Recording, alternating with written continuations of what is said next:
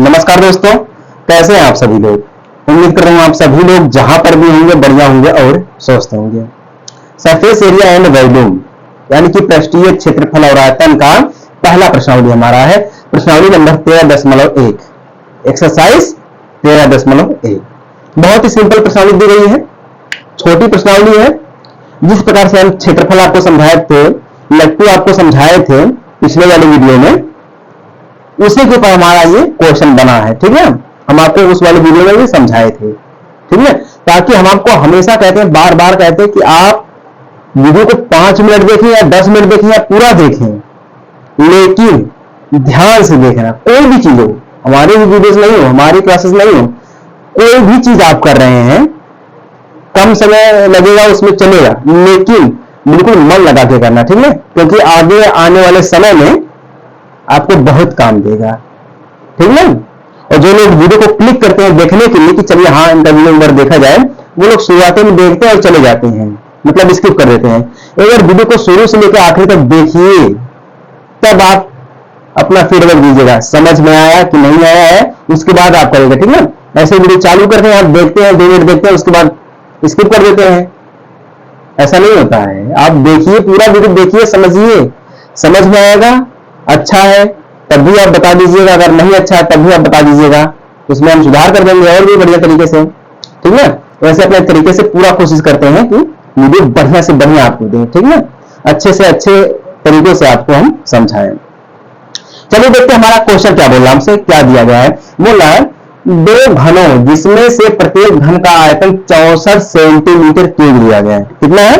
64 centimetre cube दिया गया है कि संलग्न फलकों को मिलाकर एक ठोस बनाया जाता है। इससे प्राप्त घनाभ का पृष्ठीय क्षेत्रफल ज्ञात कीजिए। किसका ज्ञात करना है?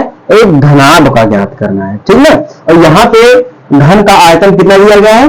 64 सेंटीमीटर क्यूब दिया गया। अब ध्यान दीजिएगा, जो घन का आयतन है, घन का आयतन, क्वेश्चन को सॉल्व कर रहे हैं। देखिए, एक चीज मैं आपको और कह रहा हूं कि क्वेश्चन समझना जरूरी है। जब तक आप क्वेश्चन को समझेंगे नहीं, तब तक आप उसको हल नहीं कर पाएंगे। ठीक है, और पास होने के लिए तो पढ़ना पड़ेगा। समझ में आया ना? अब देखिए, घन का आयतन क्या दिया गया हमें? 64 सेंटीमीटर क्यूब दिया गया है। अब ये देखिए, बोला प्रत्येक घन का आयतन है। किसका है? प्रत्येक घन का आयतन है। ठीक है, अब मैं यहाँ पे लिख देता हूं प्रत्येक, नहीं तो आप कहेंगे कंफ्यूज हो जाएंगे। प्रत्येक घन का आयतन 64 सेंटीमीटर क्यूब दिया गया। अब यहाँ पे बोल रहा है कि 2 घन है। कितने हैं? 2 घन है। जब एक का 64 है तो दूसरे का कितना हो जाएगा? 2 गुणे 64। ठीक है, तो दूसरे का कितना हो जाएगा? यहाँ पे लिखेंगे दूसरे घन का आयतन कितना हो जाएगा? 2 गुणे 64। कितना हो जाएगा? 64 दूना 4 दूना 8 हमारा हो जाएगा। ठीक है, 4 दूना 8 हो जाएगा, और 6 दूना 12 1 13। ठीक है, 6 दूना 12 1 13, टोटल कितना हो जाएगा? 128। 6 दूना 12 4 दूना 8, 128 सेंटीमीटर क्यूब हो जाएगा। कितना हो जाएगा? 128 सेंटीमीटर क्यूब हो जाएगा। ये कितने का हो गया? 2 घनों का आयतन हो गया। कितने का हो गया? 2 घन का आयतन हो गया। ठीक है, जब ये 2 घन का आयतन हो गया तो मैथमेटिक्स के नियम से हम कहते हैं कि माना कि। ठीक है, सपोज दैट, मतलब हम मानते हैं। अब देखिए, घनाभ हमारा किस प्रकार का होता है? क्योंकि एक घन तो है नहीं, 2 घन दिया गया है, तो घनाभ हमारा किस प्रकार का होता है? सभी लोगों को पता है। ऐसे हम इसको करेंगे, ऐसे बिल्कुल सिंपल, इसको पहले हम सिंपल तरीके से इसको हम मिला देंगे। ठीक है, सिंपल तरीके से हम इसको मिला देंगे, क्योंकि 2 घन दिया गया, एक तो 1 हो गया, ये 2 हो गया। ठीक है, अब देखिए,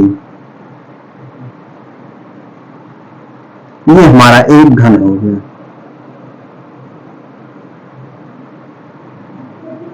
ठीक है, ये इस प्रकार से हो गया, एक हमारा पहला हो गया और ये हमारा दूसरा हो गया। ये घनाभ हमारा कुछ इसी प्रकार से बनता है। ठीक है, कुछ इसी प्रकार से हमारा ये घनाभ जो है वो बनता है। ठीक है, तो घनाभ का देखिए, अब ये जो हमारा क्या, ये किनारा दिया गया है, ये क्या दिया गया है?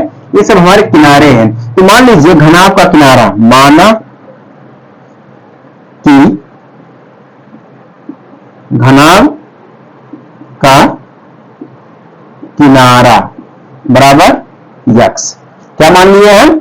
यक्स मान। जब हम यक्स मान लिए तो अब देखिए यक्स क्यूब इक्वल में, ठीक है, कितना है? 64 सेंटीमीटर क्यूब दिया गया, क्योंकि ये हमारा क्या है? किनारा है किसका? घनाभ का। घनाभ का हमारा किनारा है और ये क्या है? एक घन का। इसका एक घन का आयतन हमारा दिया गया। जब एक घन का आयतन दिया गया है तो क्यूब का मतलब क्या माना हो जाता है? जिस प्रकार से मान लीजिए अगर हमारा स्क्वायर दिया गया, मान लीजिए 4 का स्क्वायर दिया गया तो क्या करते हैं? 4 गुणे 4 करते हैं, ठीक है। कितना आ जाएगा? 4 चौक पे 16 आ जाएगा, ठीक है। उसी प्रकार से हम यहां पर अगर चाहें कि जब हमारा क्यूब होता है तो 4 का क्यूब करेंगे तो 4 गुणे 4 गुणे 4 हो जाएगा, ठीक है। 4 चौके 16, 16 चौके 64 हमारा हो जाएगा। कितना हो जाएगा? 16 चौके 64 हमारा हो जाएगा। उसी प्रकार से ये हमारा दिया गया है, ठीक है। जब हम इसको तोड़ेंगे, खत्म करेंगे तो कितना हो जाएगा हमारा? ये 4 हो जाएगा। कितना हो जाएगा? 4 हो जाएगा। ये इसके बराबर में चला जाएगा तो x बराबर हमारा कितना हो जाएगा? 4 हो जाएगा। x बराबर हमारा कितना हो जाएगा? 4 हो जाएगा। अब ध्यान दीजिए, अब ये तो हमारा देखिए एक मान लीजिए, ये जो हमारी है इसको हम मान लेते हैं x, ठीक है। इसको भी मान लेते हैं हम, x दिया गया है, और इसको भी हम क्या मान लेते हैं? x, क्योंकि किनारा भैया जब किनारा है तो सभी हमारे क्या है? ये जो इसकी लंबाई है ये क्या हमारा है? ये x है, क्योंकि लंबाई जो किनारा है हम सभी किनारों को कहते हैं x मान लिए। इसके बराबर में ये हो जाएगा, ये इसके बराबर में हो जाएगा, ये इसके बराबर में, ये इसके बराबर में, ठीक है। ये एक है, ये एक है। अब ध्यान दीजिएगा, जब दो किनारा है तो दोनों को हम मिला देंगे। डायरेक्ट ऐसे करेंगे, जब दोनों को मिला देंगे, ये एक x है और एक x, एक x एक x, यानी कि एक एक 2 हो जाएगा। तो कितना जाएगा? 2x हो जाएगा। कितने का? पूरे का। पूरे का कितना जाएगा? 2x हमारा यहां पर हो जाएगा, ठीक है। अब चलिए, अब हम यहां पे लंबाई चौड़ाई भी देख लेते हैं, ठीक है। लंबाई L, लंबाई बराबर, लंबाई इस प्रकार से देखिए, लंबाई यानी कि L बराबर कितना हमारा है? पूरा लंब कितना दिया गया है? 2x दिया गया है। कितना? दोनों को कितना दिया गया है? 2x दिया गया है, यानी 2x दिया गया है। और फिर चौड़ाई कितनी दी गई है? चौड़ाई, ठीक है। चौड़ाई यानी कि d कितना दिया गया? x है, सभी का x है। फिर और क्या दी गई है? लंबाई हो गई, चौड़ाई हो गई, और ऊंचाई, ऊंचाई, ऊंचाई यानी कि हाइट, यानी कि h। ये कितना दिया गया? ये भी हमारा क्या है? x दिया गया है, ठीक है। अब चलिए, अब हम इनको मिला लेते हैं। एक बार हमारा क्या बनेगा? लंबाई चौड़ाई, ठीक है। लंबाई चौड़ाई बनेगा, फिर ऊंचाई चौड़ाई बनेगा, फिर ठीक है, फिर क्या बनेगा? ऊंचाई लंबाई बनेगा। इस प्रकार से हमारा बनेगा। तो अब देखिए 2 तो हमारा 2 है, इसको हम डायरेक्टली अगर चाहे तो हम बाहर भी कर सकते हैं, ठीक है, बाहर भी कर सकते हैं। अब हमारा ये लंबाई है, पूरा लंबाई दिया गया है, और ये चौड़ाई हमारी पूरी दी गई है, और ये हमारी क्या दी गई है? ऊंचाई, सब x दिया गया है। ये ऊंचाई हो गई, और ये हमारी क्या हो गई? चौड़ाई, हमारी पूरी पूरी लंबाई हो गई, ठीक है। ये हमारी क्या हो गई? लंबाई हो गई, ये हमारी ऊंचाई हो गई, मतलब कितना ऊंचा दिया गया, ये हमारी क्या हो गई? चौड़ाई हो गई, ठीक है।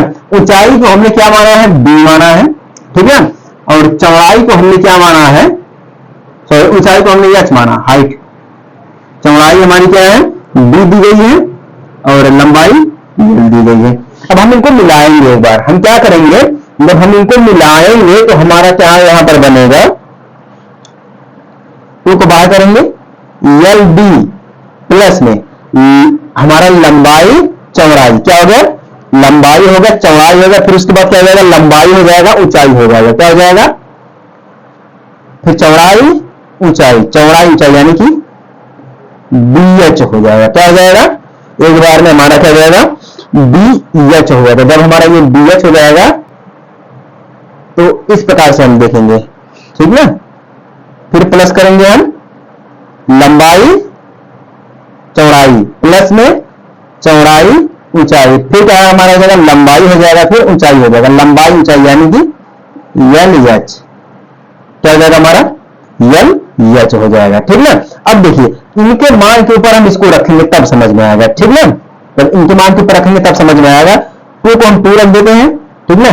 यल हमारा कितना दिया गया है, 2x दिया गया है, 2 को 2 कर देते हैं, x कर देते हैं, ठीक है। फिर गुणा कर देते हैं, क्योंकि b हमारा कितना दिया गया है, x दिया गया है। फिर प्लस में करेंगे हम, फिर b कितना दिया गया हमारा है, x दिया गया है, h कितना दिया गया है, गुणे में x, ठीक है। फिर प्लस यल हमारा कितना दिया गया है, 2x दिया गया है। फिर गुणा करेंगे हम, सीधे सीधे गुणा का निशान लगाएंगे, फिर हमारा h कितना दिया गया है, x दिया गया है, ठीक ना। अब चलिए इनके मान के ऊपर रखते हैं, 2 को हम 2 कर देंगे, ठीक है, 2 का 2। अब यहाँ पे देखिए 2x दिया गया है, क्या दिया गया है, x दिया गया है। x का मान कितना में मिला है, 4 मिला है, x का मान कितना मिला है, 4 मिला। गुणा में हम 4 कर देंगे, फिर गुणा करेंगे, फिर x का मान कितना हो जाएगा हमारा, 4 हो जाएगा, ठीक है। फिर हम प्लस में करेंगे, फिर प्लस में करेंगे, x का मान 4, फिर गुणा, x का मान 4 मिल जाएगा हमें, x का मान 4, फिर प्लस 2 को 2 कर देंगे, गुणे में x का मान 4, फिर गुणे में x का मान 4 हमारा हो जाएगा। इस प्रकार से हमारा ये कुछ बन जाएगा, ठीक है।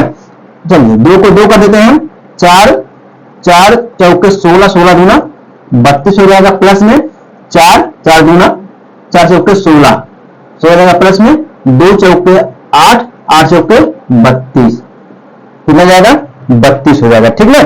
अब देखिए 2 को 2 कर देते हैं, 32 और हम सभी को जोड़ेंगे तो 32 गुना हमारा कितना जाएगा, 64 हो जाएगा, 64 6 हमारा 70 70 10 80, टोटल कितना हो जाएगा, 80 हो जाएगा सेंटीमीटर क्यूब, कितना जाएगा, 80 सेंटीमीटर हमारा हो जाएगा क्यूब। अब देखिए जो यहाँ पे दिया गया 2, अब गुणा में कर देंगे क्योंकि ब्रैकेट हटेगा तो हमारा गुणा हो जाएगा, कितना हो जाएगा, 80 हो जाएगा, तो बराबर कितना हो जाएगा, 160 सेंटीमीटर क्यूब, कितना जाएगा, 160 सेंटीमीटर क्यूब। यही आएगा आपका आंसर।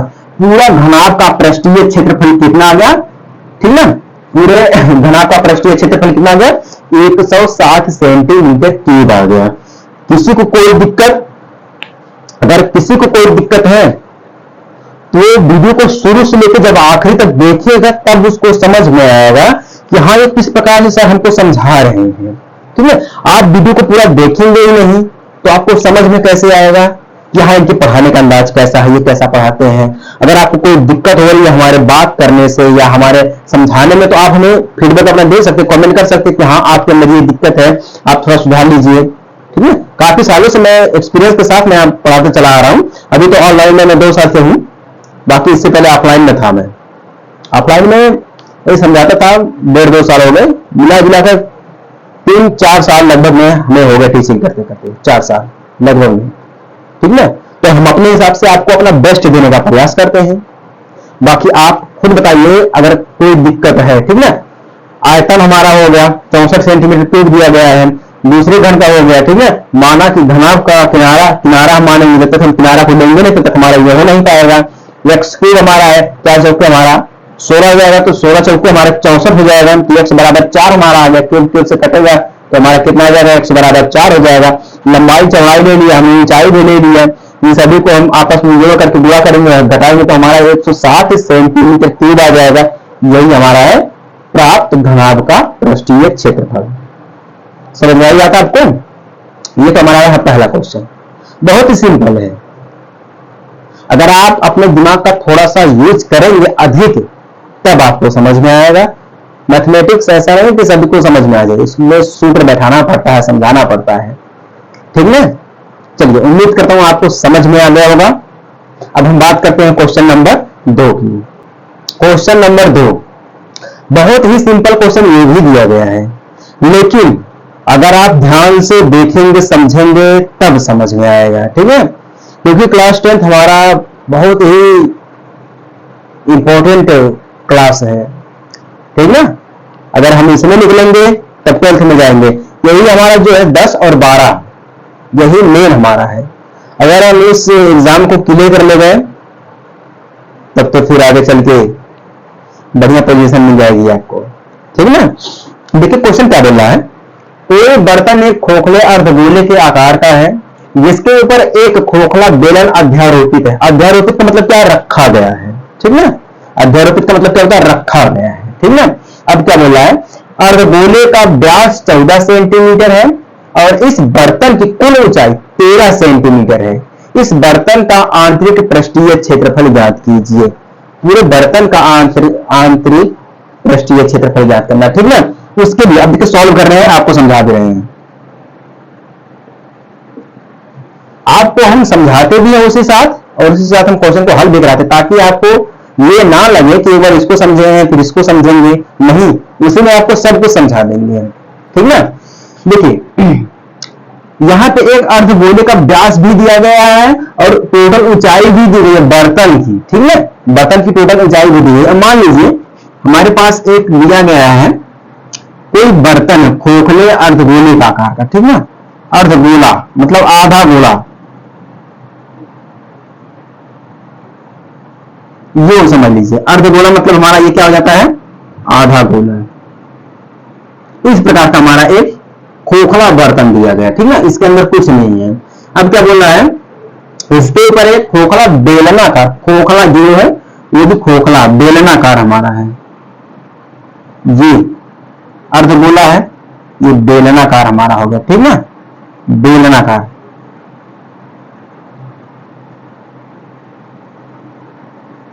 ये कुछ इस प्रकार से हमारा ये बेलनाकार है, ठीक ना, अध्यारोपित उस पर रखा गया है। अर्धगोले का व्यास, ये जो हमारा आधा गोला है इसका व्यास टोटल कितना दिया गया है, 14 सेंटीमीटर दिया गया है, ठीक ना, टोटल कितना दिया गया है,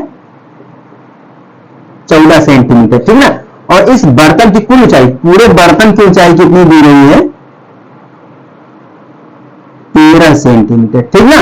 अब क्या बोल रहा है, इस बर्तन का आंतरिक पृष्ठीय क्षेत्रफल ज्ञात कीजिए। अब देखिए अगर हम इसको चाहें तो दो टुकड़ों में कर सकते हैं, ठीक ना, दो टुकड़े में कर देंगे।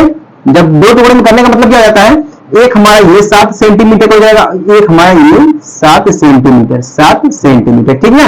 अब देखिए ये तो आधा गोला है, ऊपर से आधा बेलन दिया गया है, तो ये पूरा ऊंचाई है, तो हम दोनों को अलग करेंगे। जब अलग करेंगे तो मान लीजिए जो हमारा बेलनाकार दिया गया है इसकी ऊंचाई है 6 सेंटीमीटर और ये जो हमारा आधा गोला है इसको मान लेते हैं हमारी ऊंचाई दी है 7 सेंटीमीटर, ठीक है। 7 6 हमारा कितना होता है, 13 होता है। अब देखिए अर्धगोले का व्यास, अब हम सबसे पहले ये देख लेंगे बेलनाकार भाग, बेलनाकार भाग के लिए देखेंगे हम, ठीक ना। अब देखिए बेलनाकार भाग है तो इसका जो व्यास होगा वो 7 है। व्यास का मतलब क्या होता है, इसी में त्रिज्या भी हमारी आ जाएगी। देखिए त्रिज्या हमें पता नहीं है, त्रिज्या यानी कि r, त्रिज्या को ज्ञात करने के लिए हमें क्या करना पड़ता है, व्यास बटा में 2 करना पड़ता है, ठीक है। तो व्यास कितना दिया गया है, 14 दिया गया है, व्यास कितना दिया गया है, 14 दिया गया, बटा में 2 कर देंगे तो कितना जाएगा, 7 देगा। बात हमारी वही आएगी, ठीक ना। टोटल मिला के हमें कितना ही मिलेगा, 7 मिलेगा। तो त्रिज्या हमारी कितनी हो गई, 7 हो गई। जब त्रिज्या हमारी कितनी हो गई, 7 हो गई, तो हम यहाँ पे लिख दे सकते हैं कि त्रिज्या यानी कि r बराबर कितना हो गया, 7 सेंटीमीटर, ठीक ना। और हमारी ऊंचाई कितनी हो गई, ऊंचाई यानी कि h बराबर हमारा कितना मिल गया, 6 सेंटीमीटर मिल गया, ठीक ना। अब देखिए इसका हमें क्षेत्रफल ज्ञात करने के लिए अर्धगोले का जो क्षेत्रफल हम अर्धगोले सॉरी बेलनाकार भाग का जब हम क्षेत्रफल ज्ञात करेंगे, बेलनाकार भाग का क्षेत्रफल, इसके लिए फॉर्मूला लगता है 2 पाई RH, क्या लगता है, 2 पाई RH लगता है। 2 का मतलब 2, ठीक ना, पाई का क्या हो जाता है, 22 बटा में 7 हो जाता है। R कितना दिया गया है, 7 दिया गया है, ठीक ना। यह हाइट कितनी है, 6 दी गई है, ठीक ना। अब चलिए 7 से 7 हमारा खत्म हो जाएगा, गुणा करेंगे तो 22 दूना हमारा 44 हो जाएगा, ठीक ना। 22 दूना 44 गुणे 6 हो जाएगा, टोटल कितना हो जाएगा, 6 चौके 24, ठीक ना, 6 चौके 24, 24 के 4 हाथ से बचा 2, 6 चौके 24 26, यानी कि 264 सेंटीमीटर स्क्वायर, कितना जाएगा, 264 सेंटीमीटर स्क्वायर जाएगा। अब ये किसका निकला है, बेलनाकार भाग, इसका निकला बेलनाकार, अर्धगोले का नहीं निकला। अब अर्धगोले का निकालेंगे तो अब हम लिखेंगे यहां पर अर्धगोले का भाग, ठीक है, अर्ध गोला, ऐसे लिखेंगे अर्धगोला भाग। अब इसके लिए हम देखेंगे, ठीक है। तो इसकी त्रिज्या वही रहेगी, त्रिज्या तो सेम रहेगी, त्रिज्या यानी कि आर कितना हो गया 7 सेंटीमीटर, लेकिन ऊंचाई इसकी बदल जाएगी। ऊंचाई क्या आ जाएगी, ऊंचाई यानी कि हाइट कितना हो जाएगा 7 सेंटीमीटर, क्योंकि ये क्या दिया गया 7, एक का 6 एक का 7, ठीक है। अब अर्धगोला भाग का क्षेत्रफल, अर्धगोला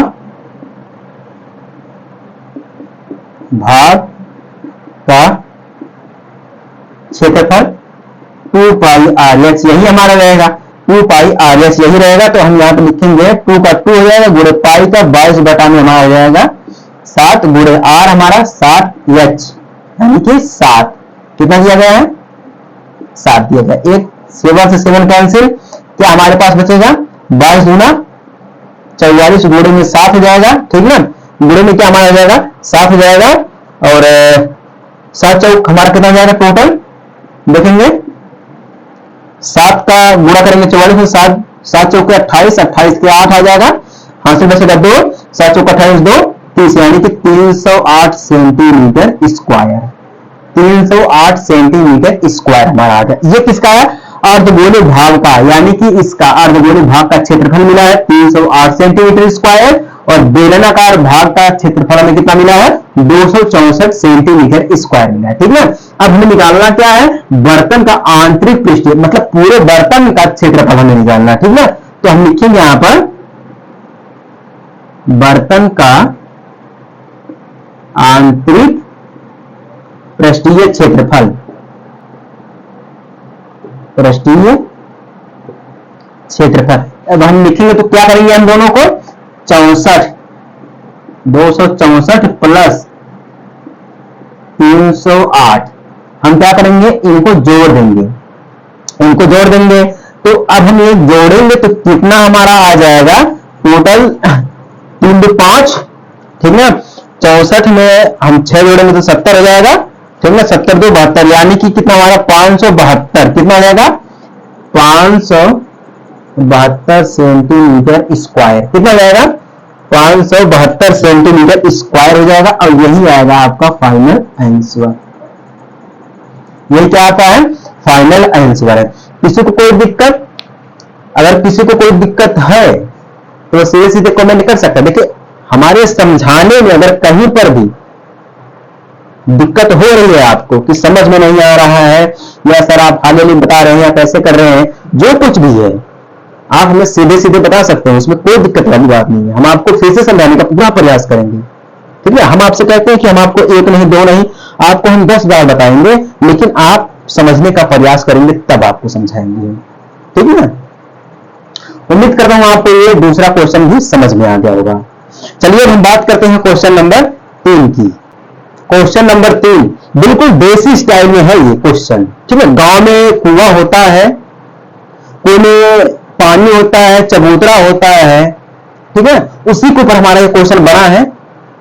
चलिए देखते हैं क्वेश्चन में क्या है, इंटरेस्टिंग क्वेश्चन है, थोड़ा देखते हैं समझते हैं। बोल रहा है 7 मीटर व्यास वाला 20 मीटर गहरा एक कुआं खोदा जाता है, और खोदने से निकली मिट्टी को समान रूप से फैलाकर के 22 मीटर गुणे 14 मीटर वाला एक चबूतरा बनाया गया, ठीक है। क्या बनाया गया, एक चबूतरा बनाया गया। इस चबूतरे की ऊंचाई ज्ञात कीजिए। बहुत ही सिंपल है, हमारे लिए सिंपल है। अब आप ये बोलोगे सर आप ये तो बढ़िया है, आप जो हल कर लेंगे, हमारे लिए क्या है, आपके लिए भी आसान है। हम आपको बताएंगे, उसी हिसाब से आप समझेंगे, तो आप कोई भी क्वेश्चन है उसको आप मिनटों सेकंडों में हल कर ले जाएंगे, ठीक है। चलिए इसको हम सॉल्व करते हैं। देखिए कुआं हमारा किस टाइप का होता है, ये हमारा कुआं होता है, ठीक है। ये हमारा कुआं होता है, इसमें पानी होता है, ये रस्सी से लटका के हम पानी खींचते हैं, ऊपर है, ठीक है। अब देखिए व्यास क्या बोल रहा है, इसका है व्यास क्या बोल रहा है, क्योंकि ये हमारा दिया गया है व्यास, मतलब यही हो जाएगा पूरा हमारा। तो व्यास त्रिज्या हमें निकालनी है, तो त्रिज्या बराबर लिखेंगे हम, त्रिज्या यानी 8, त्रिज्या बराबर क्या लिखेंगे व्यास बटा में हमारा क्या होता है व्यास बटा में 2 होता है, यानी कि 7 का आधा करेंगे, 3.5 मिलेगा हमें। कितना मिलेगा? 3.5 मिलेगा। तो सीधे सीधे हम क्या लिखेंगे यहां पर? व्यास बराबर कितना दिया गया है? 7 मीटर। कितना है? 7 मीटर दिया गया है, ठीक है। कुएं का व्यास, तो त्रिज्या हमारी कितनी जाएगी? त्रिज्या यानी कि r बराबर 7/2 हो जाएगा। क्यों? 7/2 हो जाएगा। अब क्या बोल रहा है? व्यास वाला 20 मीटर गहरा कुआं। कुएं की गहराई कितनी है? हाइट।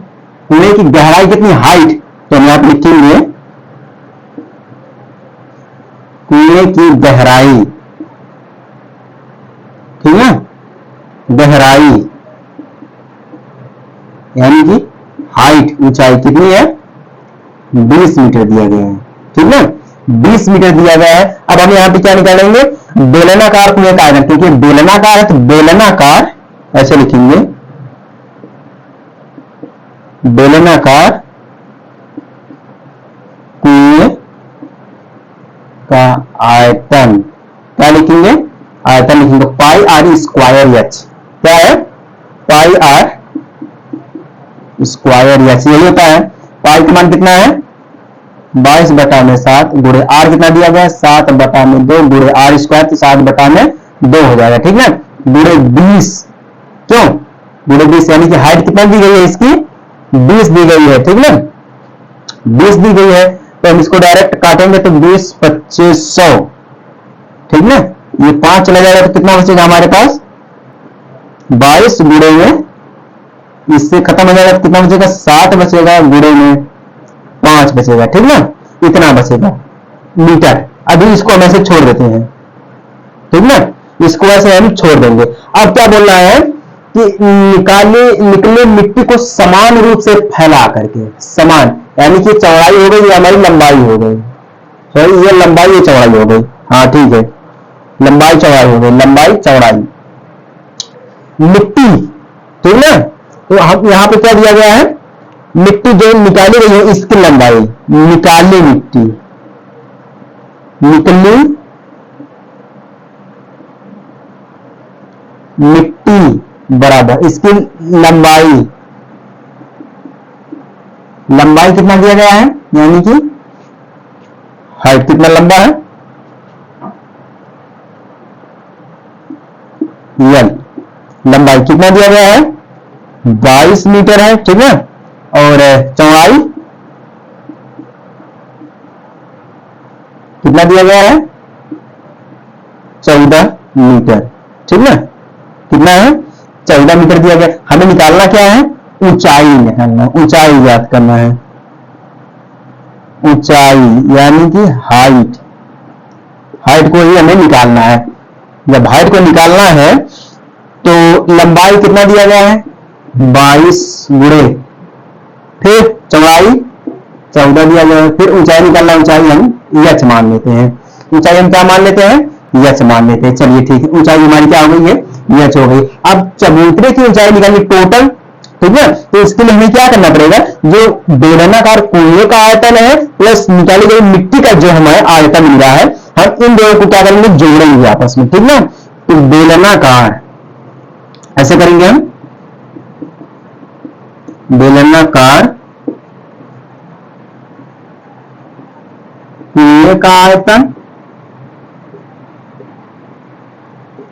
ठीक है, प्लस में फिर क्या करेंगे हम? चबूतरे का आयतन लिखेंगे, सीधे सीधे चबूतरे का आयतन। ये बेलनाकार, इसका कितना दिया गया है? 22 गुणे में 7 गुणे में 5, प्लस करेंगे हम, फिर क्या दिया गया है? इसके प्लस में इसके बराबर में रहेगा, सॉरी इसके बराबर में रहेगा तभी मजा आएगा। बराबर में फिर क्या दिया गया है? 22 गुणे 14 गुणे यच, यही दिया गया हमारे पास, ठीक ना, इतना दिया गया है। किसी को कोई दिक्कत है? किसी को कोई दिक्कत है तो सीधे सीधे हमसे कंफर्म कर सकता है, ठीक ना। अब यच को हम करेंगे साइड में, यच बराबर हमारा क्या जाएगा? 22 गुणे 7 गुणे 5 बटा में कर देंगे तो 22 गुणे 14, 22 से 22 कैंसिल हमारा हो गया, 7 कम 7, 7 गुना 14 हो गया, बराबर 5 बटा में 2 आ गया, ठीक ना, 5 बटा में 2 आ गया। तो इसका हम भाग देंगे तो कितना हो जाएगा, 2.5 मीटर। कितना हो जाएगा, 2.5 मीटर। यही आ जाएगा आपका फाइनल आंसर। कितना आ गया, 2.5 मीटर आ गया। समझ में आएगा। तो हमें ये क्या मिला है, चबूतरे की ऊंचाई बराबर कितना मिला है, 2.5 मीटर। समझ में आएगा ना। वैसे भी चबूतरा ज्यादा ऊंचा नहीं होता है, एक मीडियम साइज का होता है, 2.5 मीटर, यानी कि टोटल 2.5 मीटर। कितना, 2.5 मीटर। बाकी चौड़ाई लंबाई तो बहुत होती है गांव में, आप देखते हैं। उम्मीद करता हूं आपको ये तीसरा क्वेश्चन भी समझ में आ गया होगा। अगर तीनों क्वेश्चन आपको समझ में आ गया है तो फटाफट से चैनल को सब्सक्राइब करके डेली कंटिन्यू करते रहिएगा, ठीक ना। चलिए, इसी के साथ हम वीडियो को समाप्त करते हैं। अब आप ये बोलेंगे सर अभी 3 ही क्वेश्चन समझाए आपको। देखिए, हमारे गांव में जो है लाइट कटने की संभावना अधिक होती है। अब लाइट कटने का समय भी हो गया है, अगर लाइट कट जाएगी तो फिर हमें इंतजार करना पड़ेगा, फिर ऐसे हमारा शूट होता नहीं हो पाएगा, समझे में नहीं आएगा, खत्म भी हो जाएगा, ठीक ना। इसके लिए हमें वीडियो को एंड करना पड़ेगा। हम आपको अगली क्लास में क्वेश्चन के साथ रहेंगे, ठीक है, और बढ़िया तरीके से समझाने का आपको प्रयास करेंगे। चलिए, मिलते हैं आपसे हम अगले वीडियो में छोटे से ब्रेक के बाद। तब तक के लिए जय हिंद, वंदे मातरम।